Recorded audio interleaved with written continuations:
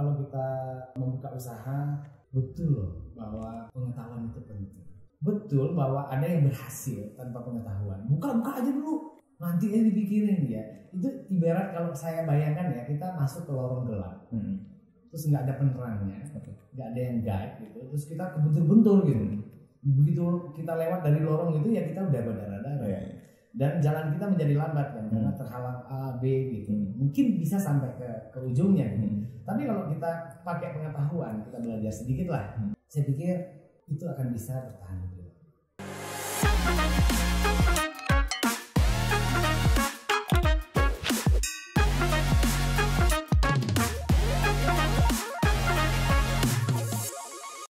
Assalamualaikum warahmatullahi wabarakatuh.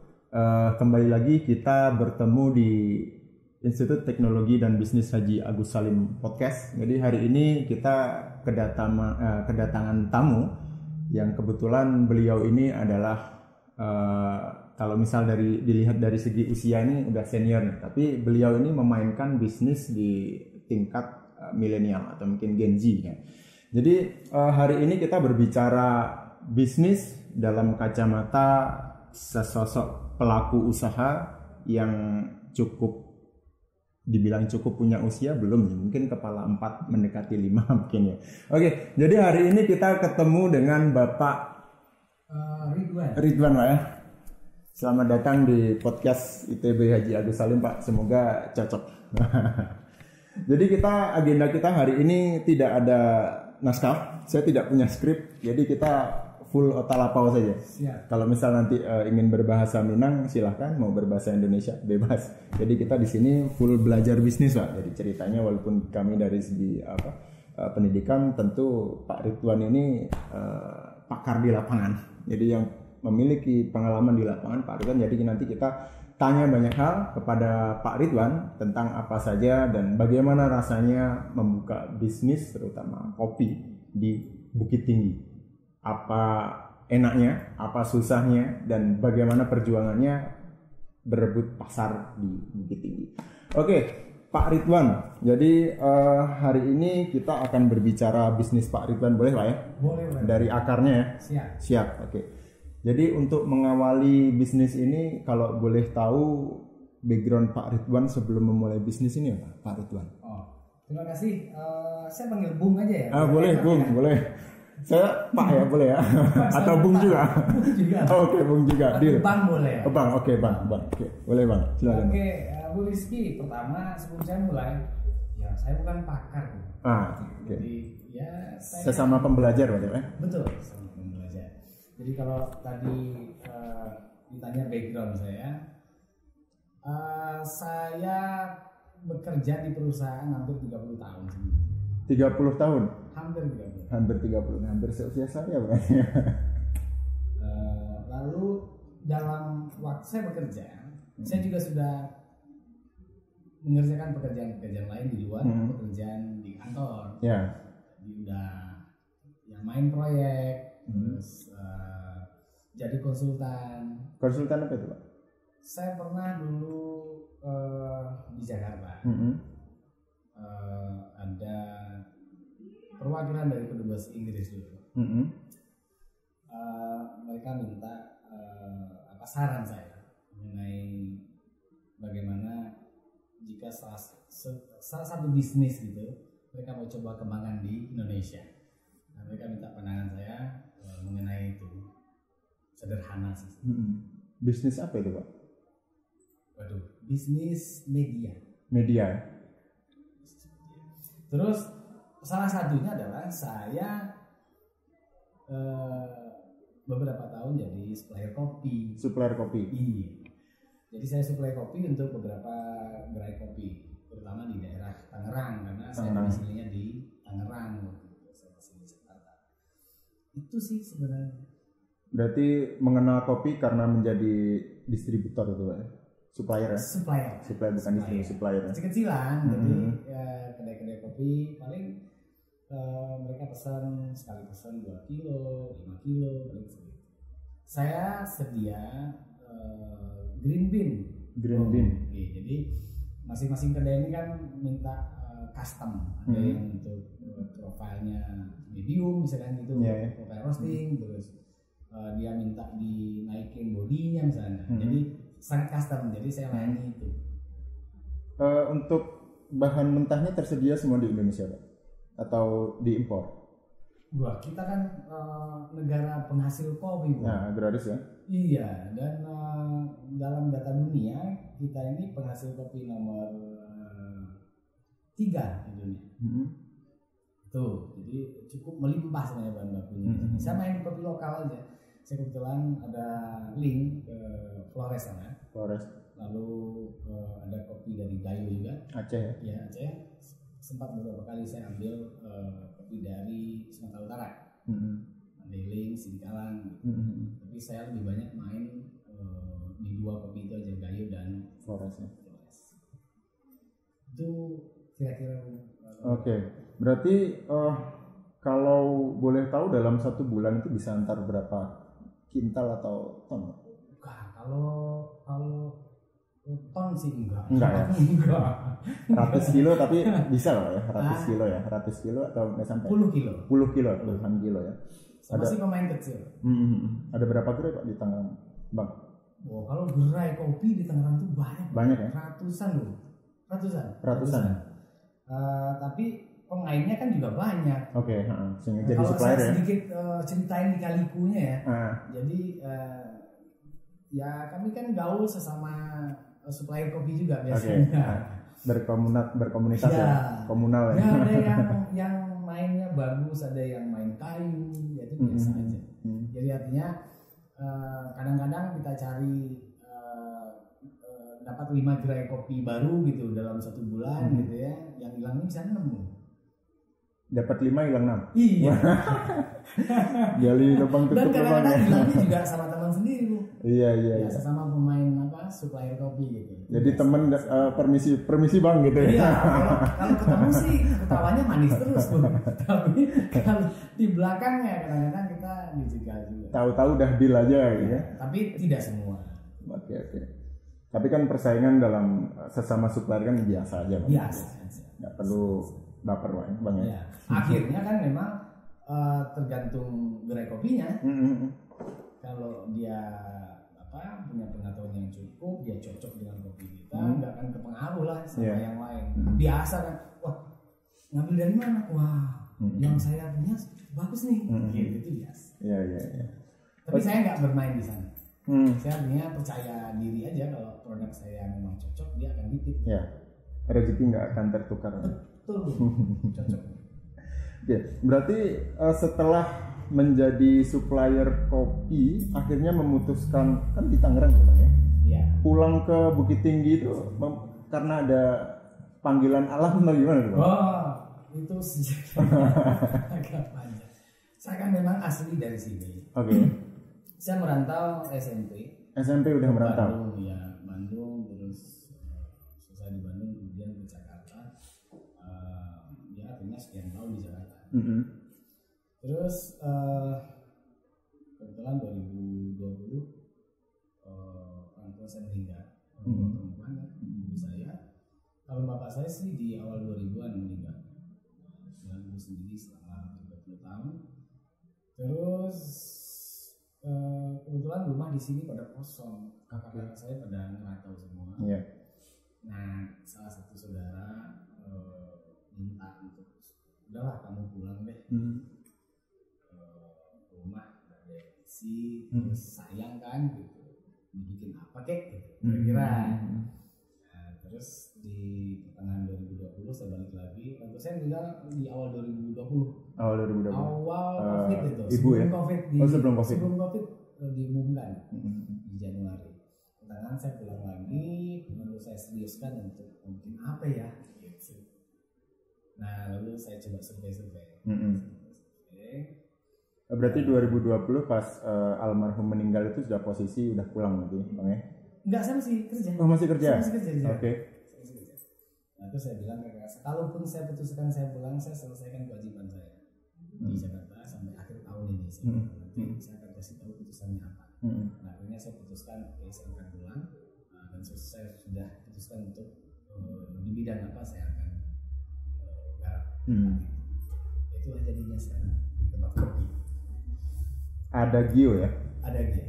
Ya, ada Gio. Berarti kalau misal sebelum ada Gio kan kemarin kita sempat ngobrol. Jadi sebelum terjadi obrolan ini, kami sempat ngobrol dulu di lokasi bisnis Bang Ridwan ini. Jadi dulu sempat buka tanpa nama Bang ya. Waktu ada Gio buka tanpa ada brand merek, ada Gio. Jadi kopi yang kata Bang itu di depan ini, samping ini gitu ya. Iya, betul. Jadi yang terpikir waktu itu apa Bang? Sebenarnya ini agak eksperimen sebenarnya. Eksperimen ya? Eksperimen. Yeah. Eksperimen ini muncul setelah saya coba riset. Saya coba riset kecil-kecilan lah, nggak riset orang kampus ya, yang akademik ya. Ini riset orang pasar lah ya, istilahnya. Coba perhatiin, di tinggi ini ternyata brand itu nggak terlalu penting. Ini anu saya, kesimpulan saya. Asumsi awal ya? Iya, jadi ada brand yang cukup dikenal di Jakarta, tapi di sini ya biasa aja. Nggak cuma di Bukit Tinggi loh, saya lihat di Padang, di Payakumbuh, Padang Panjang. Tapi ada brand yang nggak begitu dikenal, jadi franchise ya, franchise di atas, ini nggak begitu dikenal, ramai. Gitu. Terus ada brand lokal yang nggak ada apa-apanya gitu, maksudnya nggak di Jakarta, nggak ada franchise-nya, tapi ramai gitu. Jadi saya bilang kayaknya bukan ini deh, bukan brand. Lalu saya coba bereksperimen kecil, langsung ke tempat saya. 6 bulan tuh saya nggak ada 6 bulan tanpa mereknya. Mereknya. Jadi orang mengenal tempat saya itu satu wilayahnya, terus kedua bentuk bangunannya, terus beberapa aksesoris atau pelengkap yang ada di warung itu, kayak bunga, ada bambu, warna catnya. Akhirnya yang melekat dalam pikiran masyarakat itu ya? Iya. Jadi kopi di mana? Itu ada yang di, nggak apa-apa ya saya sebutin wilayahnya. Yang depan rumah sakit Yarsi. Waktu itu ada kedai kopi lain. Maaf saya bukan kedai, maksudnya kafe. Enggak, itu yang warnanya putih. Terus bangunannya 32, kecil, tapi ada bunganya di depan. Buat saya tuh udah menyenangkan karena sedikit banyak eksperimen saya cukup diterima. Jadi orang-orang mendefinisikan lokasi bisnis Bang Ridwan ini sesuka mereka ya. Yang ini terserah kalian bereksperimen dan mengekspresikan. Baru bulan setelah 6 bulan itu baru saya tahu mereknya ada Gio. Kenapa ada Gio? Ada apa di balik nama ada Gio? Ada Gio itu terminologi di tempo musik. Tempo musik. Iya, ada staccato, ada andante, ada allegro, ada Gio.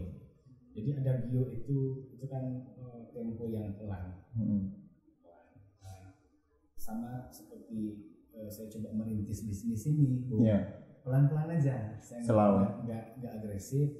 Ya untuk seumuran saya kan juga. Kalau mau lari kencang itu juga udah susah, apalagi kalau mau berkompetisi sama yang muda-muda ya. Jadi ya pelan-pelan. Terus sama pelannya seperti tumbuhnya bambu, gitu, dia pelan gitu ya. Ketika udah tua dia solid. Cuman ya mudah-mudahan itu kan mimpinya. Baik prosesnya. Itu dulu. Oke, akhirnya 6 bulan ada Gio. Berarti sebelum kita tim ada Gio atau tim Bang Ridwan membuka, udah tahu resep berarti sebelumnya Bang ya? Sudah. Kita sudah susun sebelum buka. Apa aja yang kita mau bikin, ya standar-standar lah. Karena saya kan bikin tempat ini memang coffee shop. Jadi tentu ujung tombaknya kopi. Itu dulu. Bahwa nanti market di marketnya ada yang punya selera lain, tentu saya harus akomodir ya. Namun waktu itu memang konsentrasinya bagaimana kopi yang saya sajikan itu satu tentu memenuhi standar ya, standar, lalu punya karakter, sehingga saya juga pengen dikenal orang tidak cuma tempat, tapi juga produknya.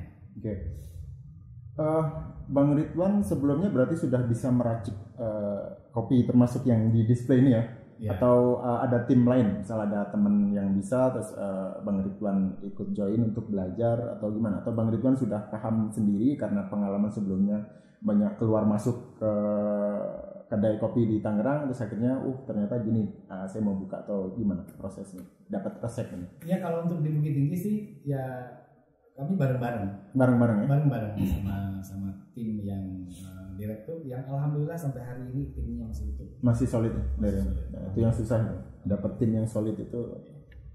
Walaupun dalam perjalanan tentu ada benturan-benturan, tapi bagaimana saya coba membangun komitmen awal gitu. Dan saya selalu tekankan ada Gioni kecil, tidak besar, seperti beberapa tempat lain yang besar, tapi ada dia punya cita-cita besar.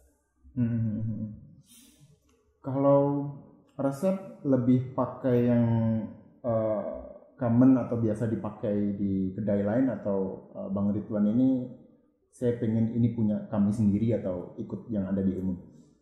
Pada dasarnya memang itu. Jadi saya pengen punya karakter sendiri. Racikan sendiri semuanya? Iya. Tapi saya pikir kedai kopi juga yang lain-lain, ya, kopi shop lain juga, saya yakin juga pengen seperti itu. Saya coba menampilkan atau menyajikan sesuatu yang saya pengen itu bisa melekat di benak pelanggan saya. Ya. Jadi kita akan bergeser ke kisah awal, Bang. Rasanya setelah memutuskan hubungan kegiatan di Tangerang, jadi kan memutuskan untuk pindah ke Bukit Tinggi, merombak rumah atau mungkin beberapa aset yang ada di Bukit Tinggi sedemikian rupa, tentu telah mengeluarkan modal. Ongkos renovasi, membeli peralatan, membeli mesin-mesin untuk mengolah kopi. Pernah nggak Bang ada kekhawatiran nanti kalau buka kira-kira akan ada yang datang nggak ya, gitu, ada nggak? Saya nggak konsentrasi di situ. Gitu. Gimana tuh? Ini uniknya. Saya konsentrasinya bagaimana saya dan tim bekerja sebaik mungkin. Dan kami bersama-sama punya keyakinan kalau kami sudah bekerja dengan baik, otomatis itu konsekuensi dari pekerjaan itu aja.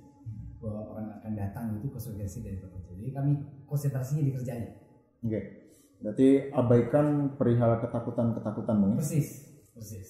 Karena kadang-kadang langkah itu menjadi tertunda karena tertutup karena sebuah ketakutan. Ya, tentu di awal-awal banyak bolong ya. Ini kurang ini, tapi komitmennya adalah pelan-pelan, sama seperti ada Gio tadi, kami akan coba tutup hal-hal yang kurang itu dalam perjalanan.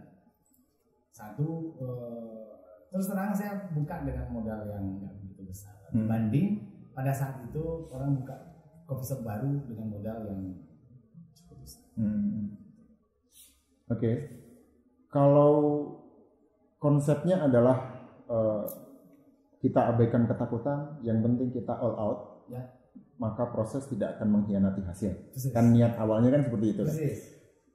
Kalau boleh tahu strategi awalnya apa sih yang Bang Ridwan lakukan? Misal entah itu briefing kepada tim harus melakukan apa. Ibaratnya kan ini kita berbicara 1 bulan pertama nih, ya kan?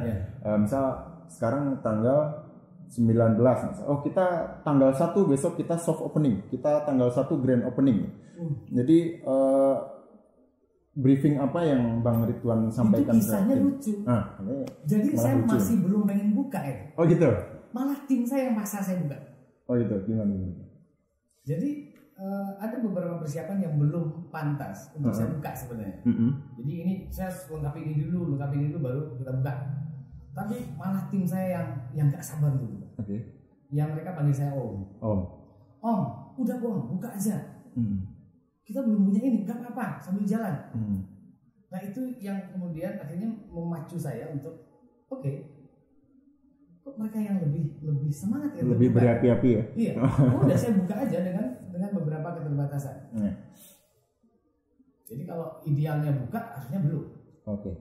Jadi sambil jalan saya buka, ada lampu belum dipasang, terus kerjanya masang lampu, terus air belum, terus pasang air. Nah, itu kira-kira.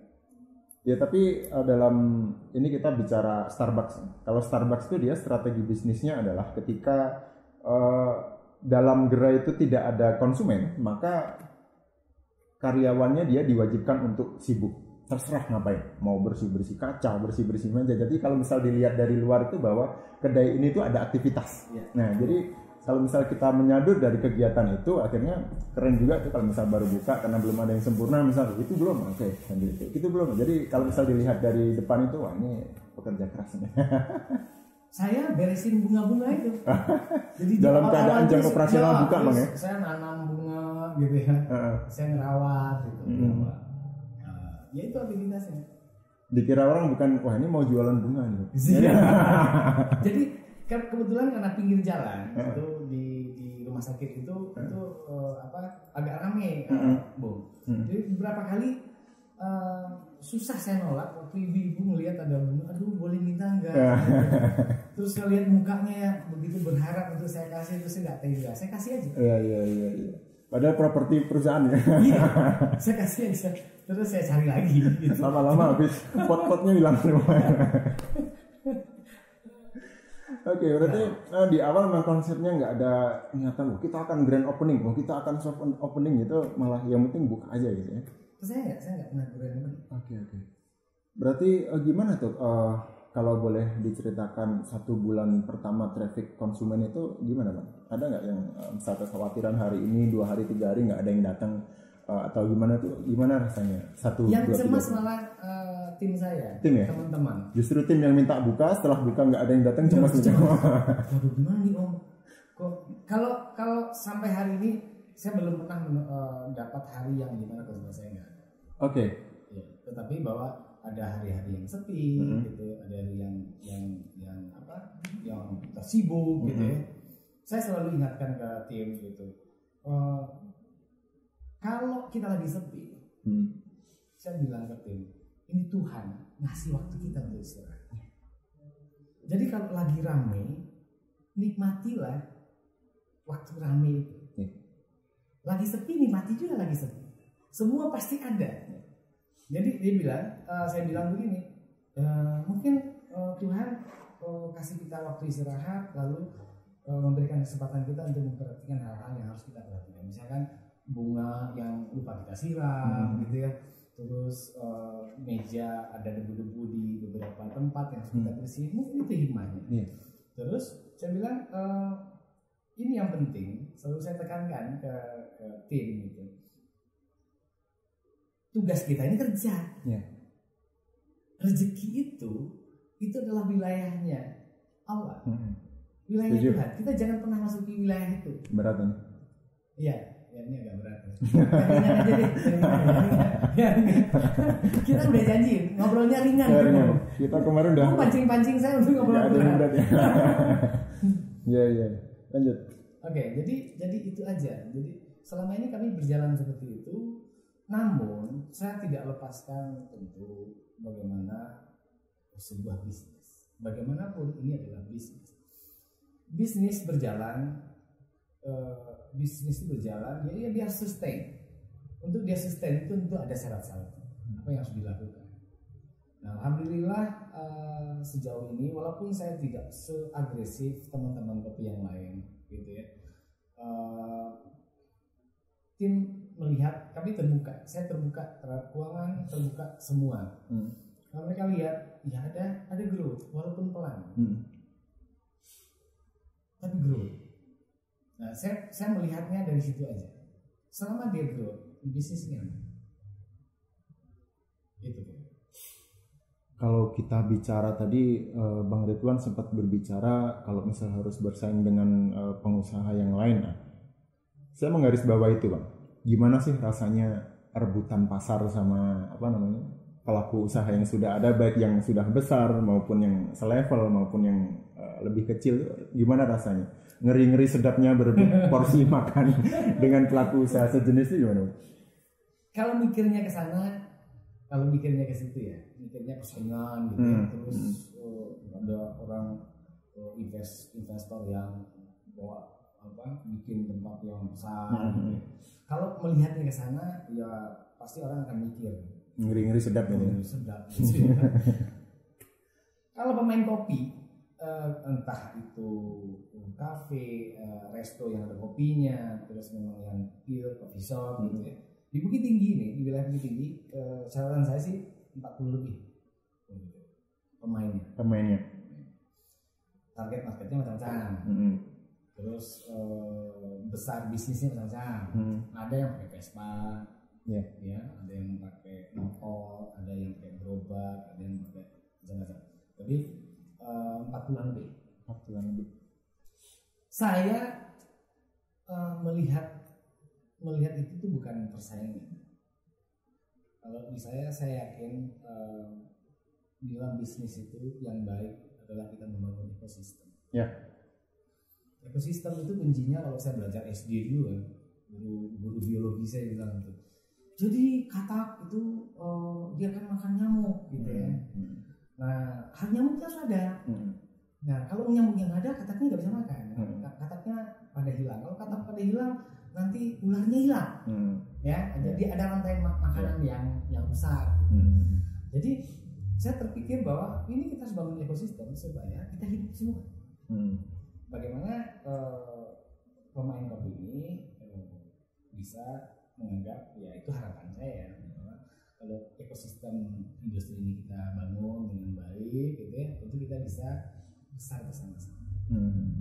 Bahwa besar itu kan macam-macam loh. Kalau orang misalkan perutnya gede gitu ya, makannya pasti banyak. Kalau kayak saya kan kecil-kecil aja, makanan saya sedikit, nggak perlu banyak kan. Sedikit tapi terpenuhi. Yang penting kan memenuhi kebutuhan saya enggak. Kalau orang yang badannya gede gitu, tentu dia butuh asupan gizi, asupan protein, asupan karbohidrat yang besar. Disesuaikan dengan kebutuhan kita masing-masing. Dengan cara itulah kemudian kita berkembang hidup masing-masing. Ya, jadi ketika kita berbicara konsep bisnis ini, kalau misal orang normal nih, jadi ketika saya tanya tentang gimana sih rasanya bersaing itu, pasti beberapa orang akan berbicara, saya akan melakukan program ini, saya akan melakukan ini. Bang Ridwan ini unik sekali. Jadi beliau ketika saya tanya tentang strategi bersaing, malah beliau ini berbicara tentang ekosistem. Jadi cara berpikir beliau ini yang perlu kita kulik ini sebenarnya. Jadi dalam konsep bersaing bisnis kita selalu berbicara program, strategi marketing, selalu berbicara tentang bagaimana merebut porsi dalam ceruk pasar yang sama. Tapi malah Bung Ridwan ini berbicaranya adalah dalam lingkup ekosistem, bagaimana sesama pelaku bisnis kopi ini bisa tumbuh bersama-sama. Oke, jadi akan kita gali lebih lanjut dalam konsep seperti itu. Berarti Bang Ridwan ini membuka bisnis ini dalam lingkup yang penting sustain ya. Bukan untuk kalau dalam konsep bisnis yang konvensional, maka berbicara bisnis adalah bagaimana kita akhirnya bisa mengolah sesuatu, mengolah bahan mentah, kita memproduksi, terjadi barang jadi dengan tujuan untuk mencari profit dan memperkaya diri. Itu kan konsep bisnis yang kekinian. Tapi bagi Bang Ridwan enggak itu ya. Lebih mempertahankan faktor sustain, urusan nanti menjadi kaya faktor belakangan berarti ya. Atau gimana, Bang? Ini kita tadi sepakat untuk yang ringan-ringan pertanyaan. Ini udah berat nih pertanyaan. Oh gitu. Baik, saya akan coba jawab. Iya. Jadi sustain itu artinya kita secara bisnis bertahan, dia berkelanjutan. Iya. Konsekuensi dari itu apakah dia menjadi kaya? Itu ada konsekuensi dari bonus sustainnya ya? itu. Bonus ya. Nah, tadi Bung banyak mengulas tentang hal-hal yang terkait dengan prinsip-prinsip atau konsep-konsep bisnis.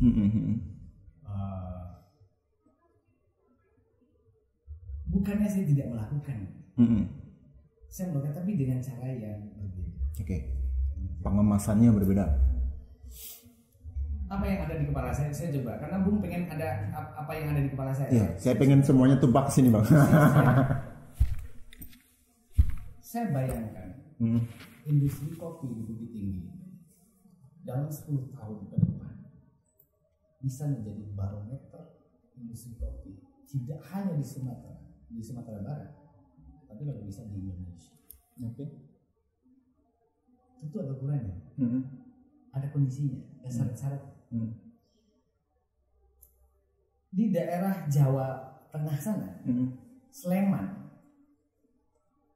saya mulai terpikir dari situ karena saya ngambil kopi itu dari Sleman. Sleman ada kopi nggak? Nggak ada kan kebun kopi di situ. Tapi ada roastery di situ yang cukup terkenal dan kopinya bisa kemana-mana. Surabaya, orang pikir pantai. Tapi mereka punya roastery yang dikenal di Indonesia. Why not dengan Bukit Tinggi? Bukit Tinggi punya syarat lebih dari itu. Di sekitar Bukit Tinggi ini ada kebun-kebun kopi. Ada kopi dari Lasi, kopi dari Singgalang. Ketinggiannya cukup untuk menghasilkan kopi-kopi yang berkualitas.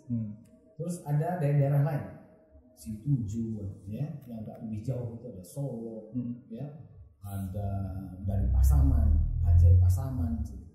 Terus di daerah mana lagi? Sekarang lagi dikembangin itu daerah Lawang sana. Ada tempat-tempat baru yang ditanam kopi. Nah, bayangan saya 10 tahun lagi bisa nggak ya Bukit Tinggi ini bisa menjadi salah satu barometer.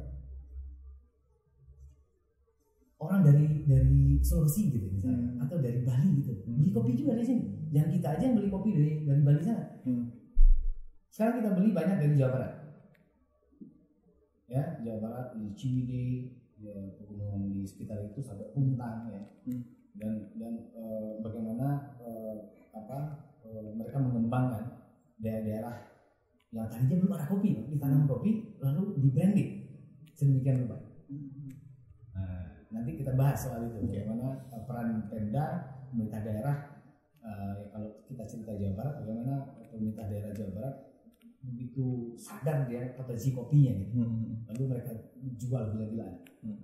Nah, di daerah Aceh sekarang juga begitu. Bagaimana pemerintah di sekitaran Gayo itu termasuk Takengon di situ ya, bisa menaikkan kopi Gayo ini untuk dipasarkan di banyak tempat. Nah, kita balik ke cerita Bukit Tinggi. Tentu pertanyaannya, bagaimana kita bisa mencapai kondisi itu?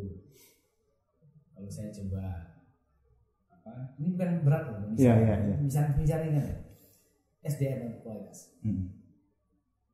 Tentu kita harus punya SDM berkualitas di Bukit Tinggi untuk mencapai apa yang tadi saya coba lontarkan.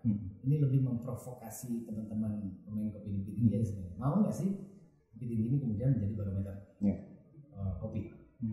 Lalu tentu kita bisa tentang produk. Jadi masalah produk berkualitas di sini dengan SDM yang berkualitas. Orang bisa kenal di sini. Oh, roastery bagus tuh ada di Bukit Tinggi. Sehingga akan memicu teman-teman lain juga menjadi roastery yang handal. Potensinya sangat besar. Saya lihat, ya saya bilang adik-adik lah ya, itu mereka sudah punya pengalaman panjang gitu.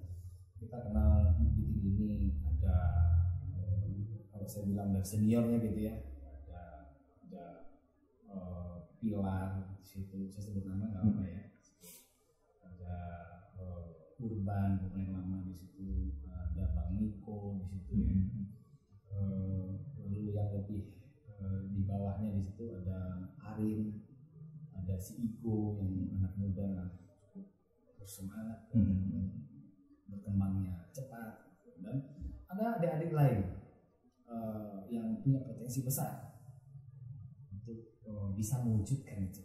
Saya yakin itu bisa. Tinggal mau atau tidak. Lalu ketiga tentu harus ada R&D-nya. Nah, lalu jika ini sudah terpenuhi gitu, lalu ada event-event besar yang bisa memperkenalkan itu. Kalau itu sebagai ajang pemasarannya, itu perlu rutin ya. Nah, saya yakin kalau ini bisa dipenuhi, ini bukan cita-cita yang bukan tidak mungkin tercapai. Jika kondisi ini ada. Nah, tentu ini harus dimulai. Saya sekarang kapan bisa mulai? Tentu satu, industri ini harus melihat titik yang sama, ada visionnya. Kalau itu sudah tercapai, udah terjadi konvergen ya, konvergen terhadap apa yang mau dilihat, ukurannya apa? Nah, saya waktu itu sambil bercanda saya bilang ukurannya gampang kok. Kalau selama ini orang ke Bukit Tinggi pulangnya bawa kerupuk Sanjay, ya, di habis dari Bukit Tinggi, tangan kirinya pengen kopi. Oke. Oke. Cita-citanya ke sana ya. Iya, jadi orang tidak sah ke Bukit Tinggi itu kalau tidak bawa dua barang itu, saja sama kopi. Itu. Ya, jadi di sini saya melihat ini ya, sebuah kekuatan passion. Jadi bukan hanya sekedar pengerituan ini bisnis. Kenapa bisnis kopi? Karena kopi laku. Jadi lebih dari itu yang saya lihat ini Bang Ridwan ini cukup idealis sekarang. Idealis, beliau punya passion yang kuat terhadap kopi, dalam artian beliau melihat bahwa kopi ini tidak hanya untuk dijual saja, bahwa Bang Ridwan punya cita-cita agar kopi itu membumi, bahasanya gitu ya. Jadi biar kopi ini akhirnya banyak diterima, menjadi tren, bisa menjadi sebuah mimpi baru bagi terutama kota Bukit Tinggi untuk menjadi bahan di bagian dari pariwisata itu sendiri, berarti Bang ya. Nah, keren. Jadi konsepnya menarik. Ada satu lagi, Bung, sorry, saya potong. Iya. Jika industri ini berkembang, industri ikutannya yang related dengan industri ini juga pasti berkembang. Industri kreatif. Iya, setuju. Ya, ada kemasan di situ. Ada macam-macam yang terkait dengan industri. Tapi ngomong-ngomong, Bang Ridwan suka bikin program live musik gitu nggak? Atau mungkin ada program-program yang lain yang Bang Ridwan adakan di lokasi Adagio ini? Strategi Bang Ridwan seperti apa yang biasa dilakukan? Jadi begini, saya waktu buka tempat ini dari awal memang saya tidak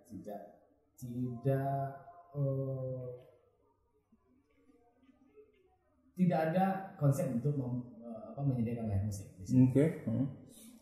Di saat yang semuanya berlomba-lomba menyediakan live musik, malah Bang Ridwan nggak berusaha melakukan itu ya? Untuk hal ini saya nggak mau compare dengan orang lain. Oke. Jadi gimana? Saya bicara tentang diri saya sendiri. Oke. Bicara tentang Adagio. Adagio memang dari awal memang tidak ada konsep untuk live musik dalam pengertian itu menjadi bagian servis dari Adagio. Tapi bukan berarti di Adagio itu tidak pernah diadakan acara-acara yang selain saya jual produk gitu. Ya. Jadi beberapa acara pernah diadakan di Adagio itu acara baca puisi. Jadi lebih ke seni budaya.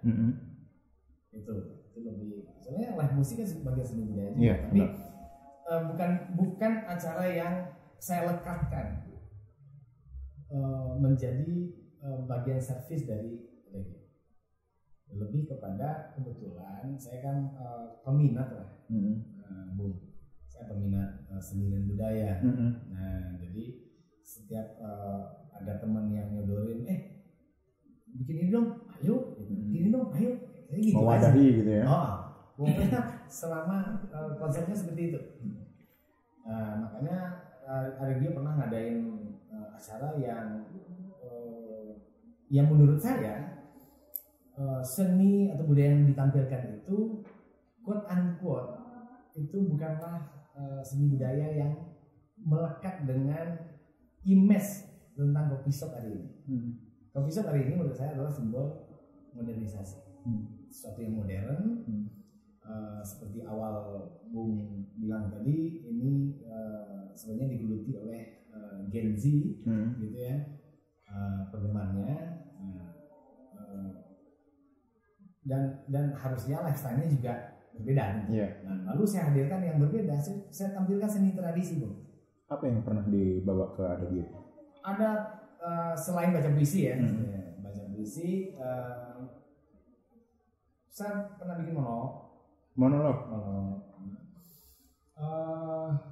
Tambuatan Tansa. Talempong Paci. Pernah semuanya itu? Pernah. Silat tradisi. Di lokasi itu? Di lokasi itu. Iban Saluang Dendang. Ada juga yang akustik ada. Tentu karena dia hadir di coffee shop yang menjadi simbol modernisasi tadi, marketnya memang anak-anak muda. Ya kuncinya sebenarnya bagaimana mengemas. bagaimana bikin kemasannya supaya mereka tertarik juga. Karena seni-seni ini sudah jarang dilihat kecuali Tambuhan Sansa. Tambuhan Sansa itu Bukit Tinggi sering hadir lah kalau acara-acara keramaian, festival, Tambuhan, Barale gitu ya, acara-acara berkaitan dengan adat itu sering. Tapi kalau yang lain-lain itu malah tadinya saya mau bikin randai itu. Randai? Iya, cuma waktu itu kami nggak siap karena untuk menampilkan randai dalam format yang pendek itu perlu persiapan. Nah, kalau ditampilkan randai apa adanya sesuai pakem itu panjang sekali. Itu kira-kira. Berarti memang Bang Ridwan ini secara concern tidak pernah mengonsep sebuah event yang akan Bang Ridwan sajikan, tapi Bang Ridwan terbuka bagi siapapun yang pengen melakukan kerjasama, ada Gio menyediakan seperti itu ya. Nah, ini keren. Jadi bagi siapapun yang punya komunitas apapun, coba deh ngobrol sama Bang Ridwan ini, asik. Pribadinya asik sekali. Kalau misal diteruskan ini saya sama beliau ini bisa sampai nanti sore nanti malam. Kemarin waktu saya ngopi di tempat beliau harus terputus gara-gara sudah cukup lama kami ngobrol, dan saya mohon maaf Bang, ini sorry banget udah banyak, kalau misalnya dilanjutin panjang ini. Seru sekali ngobrol sama beliau nih. Jadi tidak mencerminkan perbedaan usia. Jadi sangat asik sekali karena beliau ini luar biasa sekali, pengalamannya luar biasa, bisnisnya konsepnya menarik, tidak seperti bisnis konvensional lainnya. Jadi ketika kita ngobrol bisnis dengan beliau itu seperti kita berbicara bisnis di lingkup alam lainnya. Jadi menarik sekali karena kita hal-hal seperti ini yang akhirnya jarang dibahas dalam lingkup akademik Bang ya. Ketika kita berbicara akademik maka banyak yang akhirnya semua diseret dalam konsep teoritis, harus bersaing, harus ini. Maka ketika kita bicara dengan Bang Ridwan ini ada hal lain yang ternyata kita dapatkan.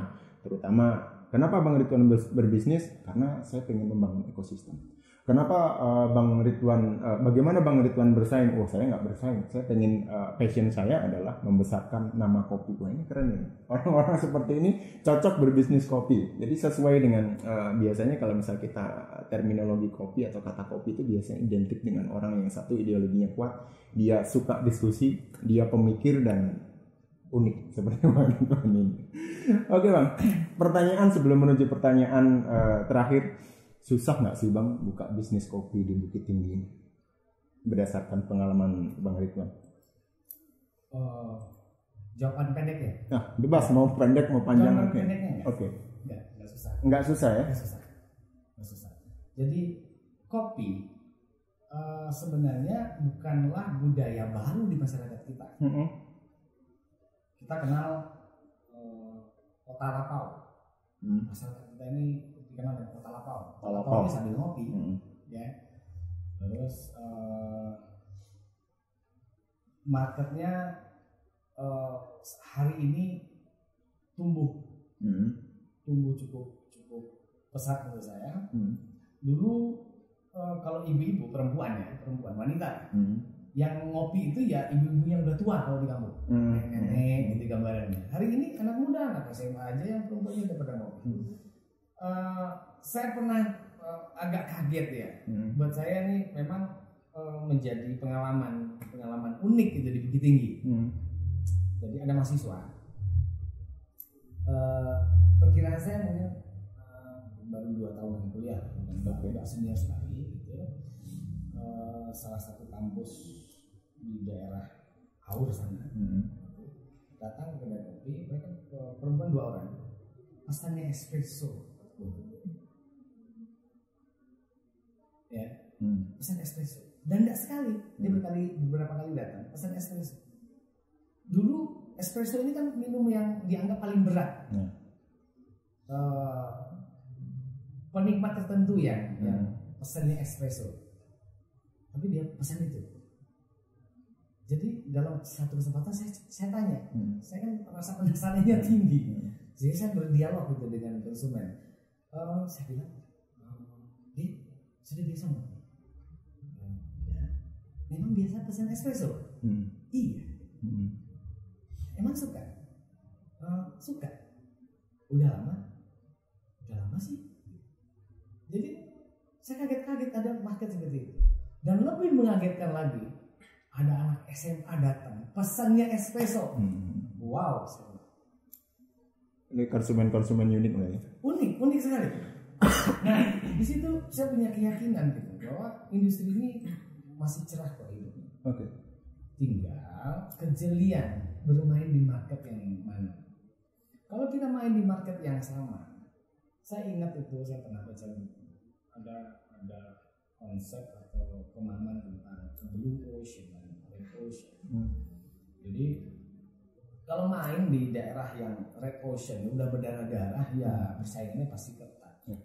Dan itu akhirnya seperti zaman batu dulu, siapa yang kuat yang menang. Rimba ya. Siapa yang punya resource ya dialah yang memenang, entah uang, entah apa namanya, yang pemain kecil ya pasti kalau bermain di ranah itu, di battleground itu udah berdarah kok gitu. Nah, kalau jeli melihat ceruk pasar bisa kok, bisa. Nah, saya ada Gio khususnya memang saya coba tidak bermain di situ, di target market yang sama. Target market yang lebih tinggi nih, Bu Fikri, itu target market di umur 15 sampai 25. Marketnya tersedia banyak. Kalau kita main di market itu buka tinggal akuisisi, marketnya ya datang. Namun saya yakin kosnya mahal. Ya, kosnya mahal.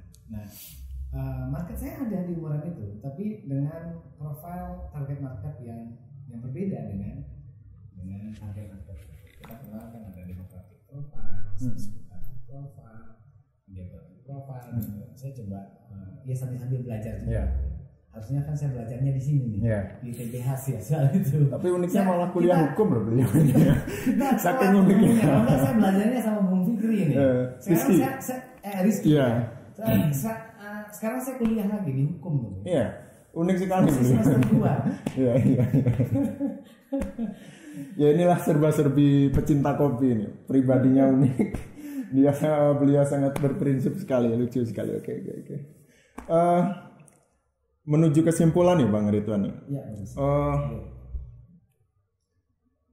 Pesan Bang Ridwan atau mungkin kesan Bang Ridwan selama main bisnis kopi, suka dukanya apa nih yang harus Bang Ridwan sampaikan, atau mungkin kalau misal ada hal lain yang dalam podcast ini belum sempat saya tanyakan, kira-kira apa yang pengen Bang Ridwan sampaikan kepada audiens?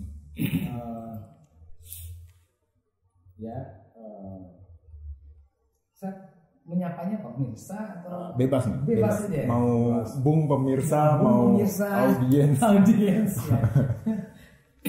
Jadi kalau ingin bermain di industri ini, satu itu perlu daya tahan. Jadi saya pikir untuk buka usaha baru memang perlu daya tahan.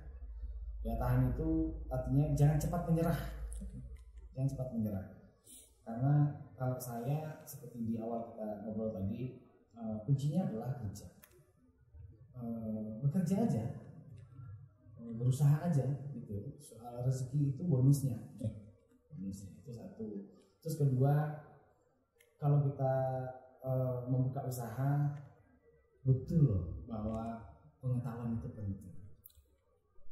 Betul bahwa ada yang berhasil tanpa pengetahuan. Buka aja dulu, nanti aja dipikirin ya. Itu ibarat kalau saya bayangkan ya, kita masuk ke lorong gelap.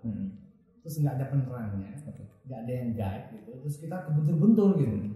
Begitu kita lewat dari lorong itu ya kita udah berdarah-darah. Dan jalan kita menjadi lambat kan, karena terhalang A, B gitu. Mungkin bisa sampai ke ujungnya gitu. Tapi kalau kita pakai pengetahuan, kita belajar sedikit lah tentang apa namanya, kalau di marketing itu ini ilmunya Rizky nih ya. Tentang marketing mix ya, tentang P itu produk, place, price, and promotion.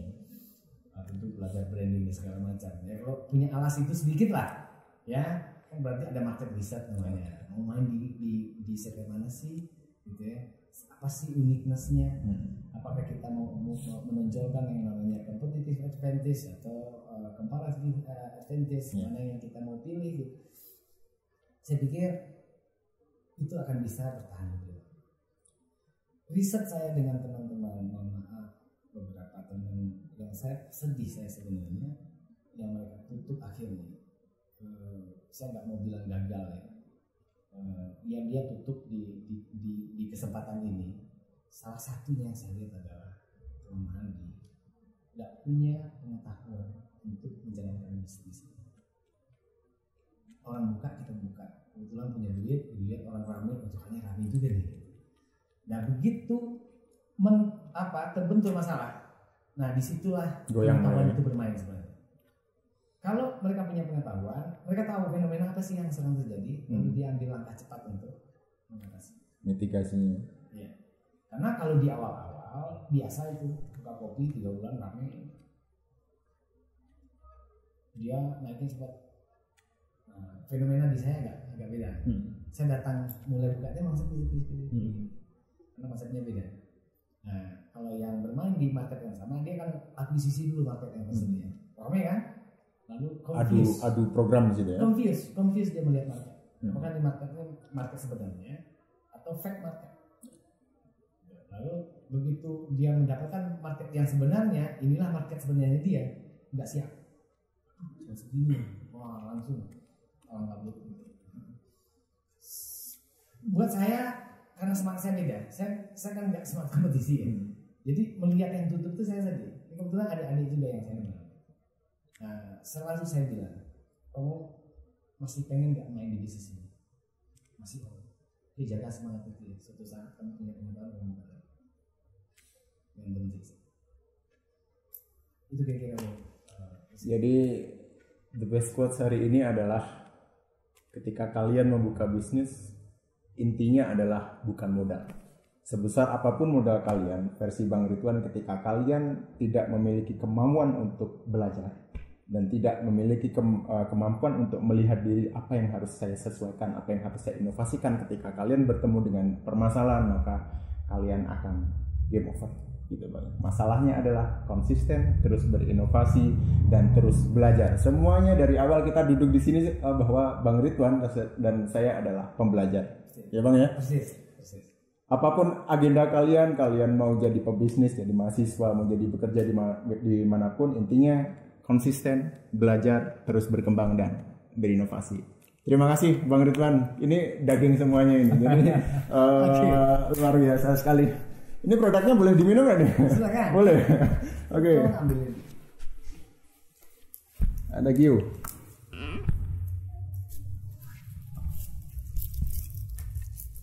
Betul. Sorry. Ini resep andalan nih? Iya.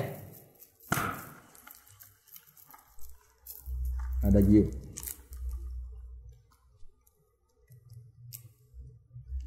Bismillah.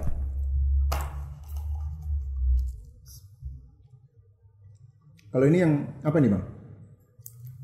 Ini yang apa nih? Kopi susu ada Gio. Kopi susu ada Gio.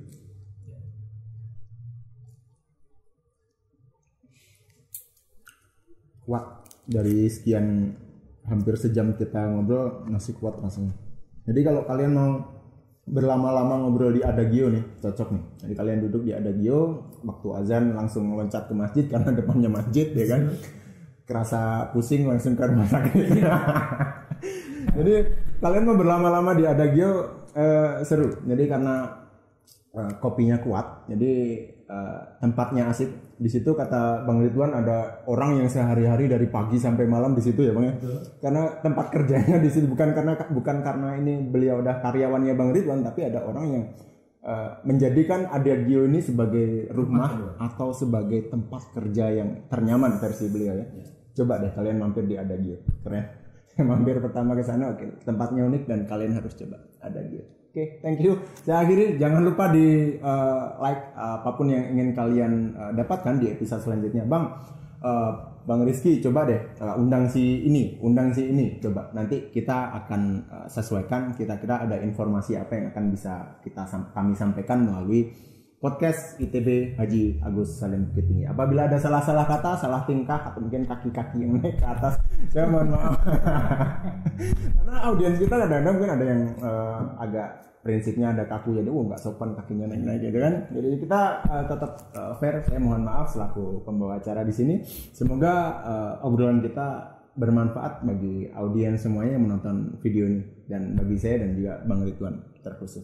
Oke, saya akhiri, jangan lupa di subscribe, jangan lupa di share apabila ada teman-teman kalian yang pengen membuka bisnis kopi terutama di Bukit Tinggi. Coba deh dengerin ini dulu. Ini daging semua intinya. Bisa jadi pertimbangan di sini karena beliau dari awal dari konsultan jadi dari apapun tadi, dari supplier kopi sampai bisnis kopi, pecinta seni, beliau ini juga dekat dengan komunitas apapun yang ada di Bukit ini. Keren. Beliau ini keren, kalau bisa disambung obrolan kami bisa kemana-mana sampai ke planet Namek. Oke, saya akhiri. Seru sekali ngobrol dengan beliau ini.